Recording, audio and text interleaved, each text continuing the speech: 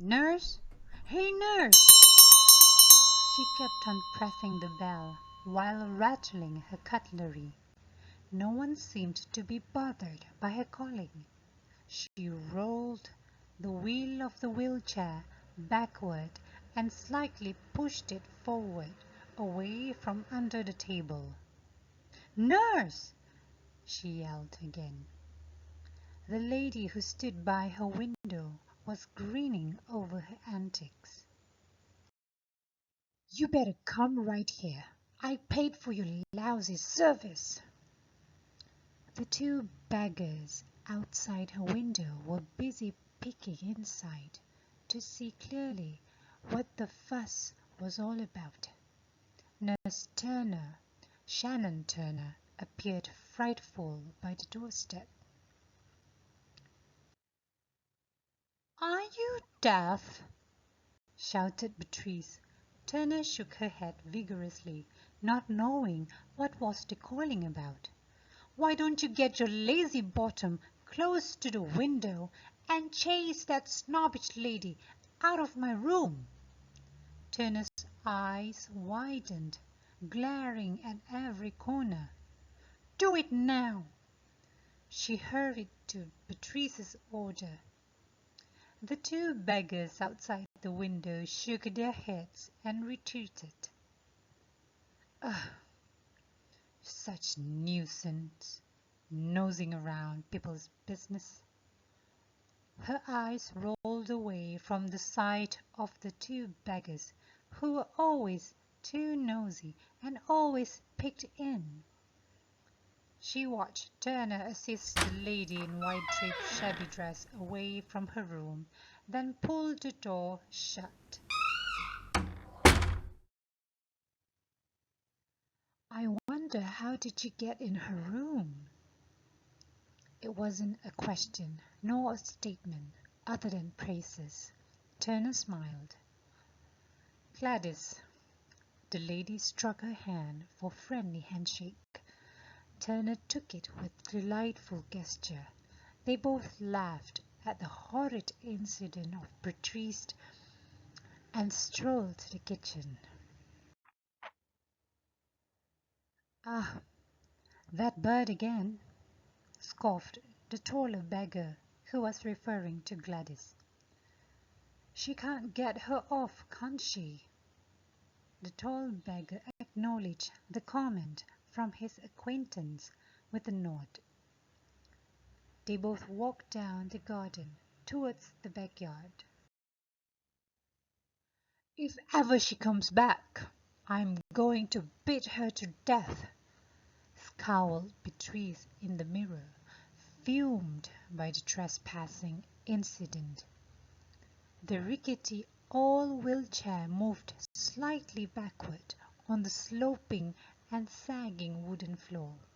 She spun her head to see who interrupted her conversation.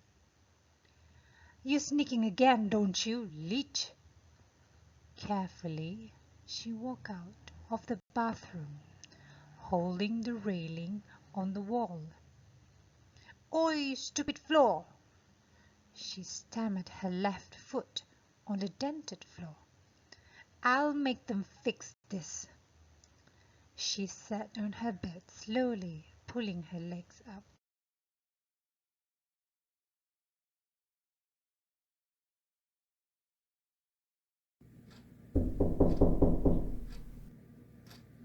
"Who else this time?" she shouted, placing her legs back onto the floor, trying to get off bed, but she has sudden chills. Her pale blue eyes set on the clock mounted on the wall. 3 a.m., she whispered. The heart continued beating, but fast enough to cause her tachycardia, as she heard a lady calling her name outside the door. That lasted with a giggle, like a little girl giggle when she got ticklish. She blinked twice while her body glued to bed and her lower jaw dropped. The knocking recurred and the voice became audible. I'm expecting no visitors, not in the middle of the night, not at all, she said under her breath, her right palm rubbing her chest as if to slow down the racing heart. Mother? That whispering voice came out a little louder. I only have son, a loving son, never a daughter, she whispered back. Liar, replied in cynical, following a shrieking laughter that trailed off with pillows and bedsheet flew all over the place.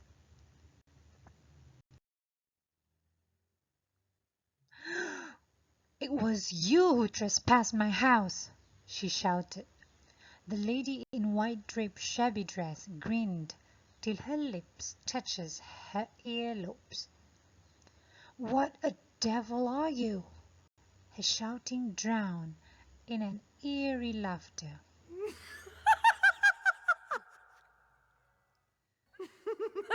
Don't you understand my order, you low life? She spat the words behind gritted teeth. Both Turners smiled. Aren't we Turners? Asked Shannon with a slight grin. Gladys smirked at the old lady.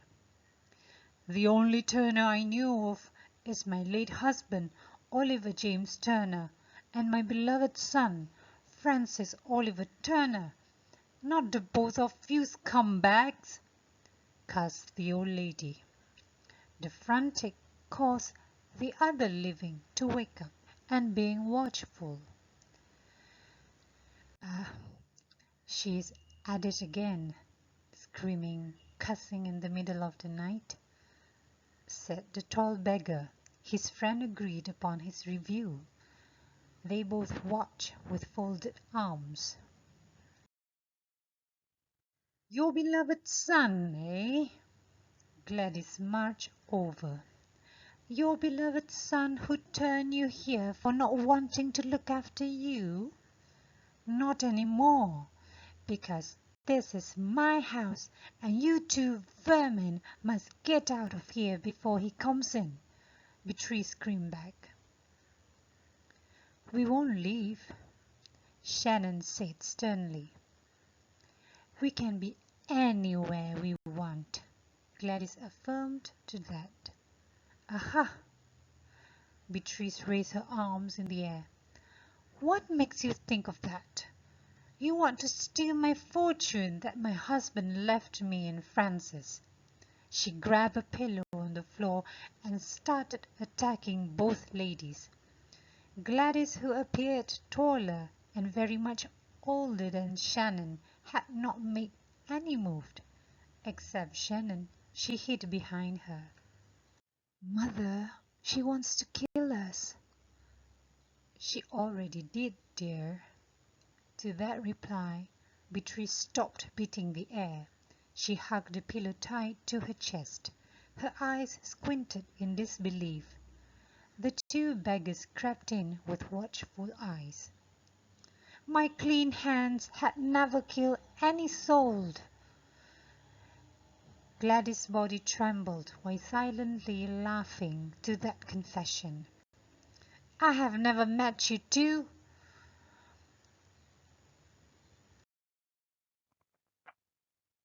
Even if I can usurp you, but I will never do it to a dirty narcissist soul like you, she shouted back in anger. Her teeth became sharper, so her nails too. Shannon stepped back. No, Mother, don't. Fear disrupted her voice from being heard.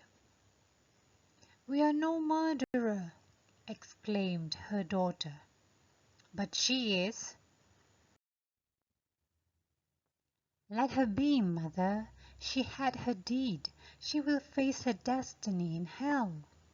Shannon tried to stop her from strangling the old lady she used to call Granny.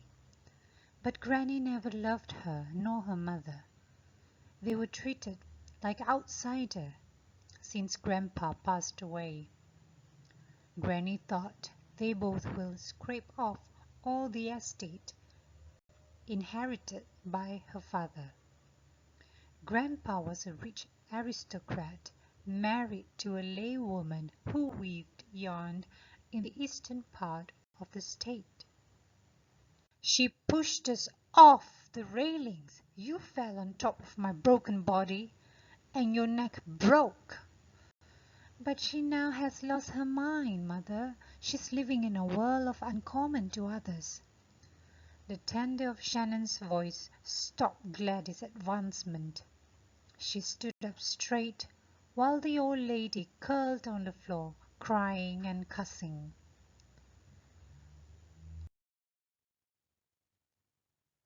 All right, come on, Beatrice. Let's go back to bed. A lady in a uniform with the name Dolores Care engraved at the back of it came near and pulled Beatrice's hand gently, then hooked it on her arm. That old pathetic lady was in trauma. She trembled and mumbled while her eyes darting to the taller acquaintance. "Save my estate! Save my money!" "All right, Mrs. Turner, we will put you in another room next to the treatment room. My room is just upstairs," said Dr. John, the taller beggar. No, no, no, no, no, no. They will be stealing my fortune, argued Beatrice in terror. The two Dolores Care officers took her out of the room that she had been occupied for the past 4 years, fully paid by Francis Turner. He sold the estates to provide treatment for his mother, who had killed his own daughter and wife, as greed consumed her entirely.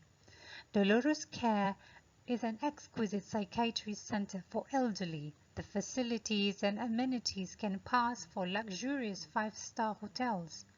That is why Francis was not worried when he let them look after his mother, and would not come back to visit, at least not until his heart softened. Dr. John injected tranquilizer and sleeping medication at her left thigh since her hands were trembling horribly. Kelly, the nurse, wrapped her in a quilted blanket. They left her in the new enclosure, let her sleep in that cozy queen-size bed. She will spend the rest of her life here. Poor rich old lady, Kelly sighed. But in style, Dr. John replied in one-sided smile. Shannon hugged her mother, who stood by the window, trying to soothe that deadened heart. The horrifying, tragic moments still linger, as their lives ended at that horrible time. She held her hand in time of grief. Yes, they will continue grieving until the end of this world. "I got your back, Mother,"